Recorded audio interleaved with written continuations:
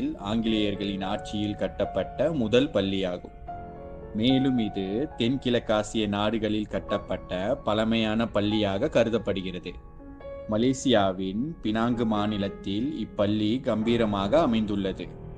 இரண்டாம் உலகப் போரின் போது இந்த பினாங் ஃப்ரீ ஸ்கூலின் கட்டிடம் சுபாஷ் சந்திர போஸின் கீழ் இயங்கிய இந்தியன் நேஷனல் ஆர்மியால் பயன்படுத்தப்பட்டது.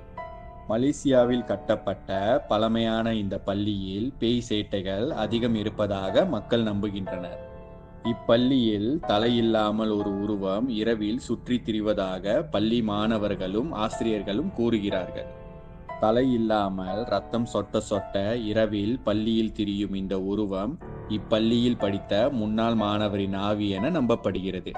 இரண்டாம் உலகப் போரின் போது தலை வெட்டப்பட்ட இந்த மாணவர் இன்றும் இரவில் பினாங் ஃப்ரீ ஸ்கூலில் தன் தலையை தேடி அலைவதாக நம்பப்படுகிறது.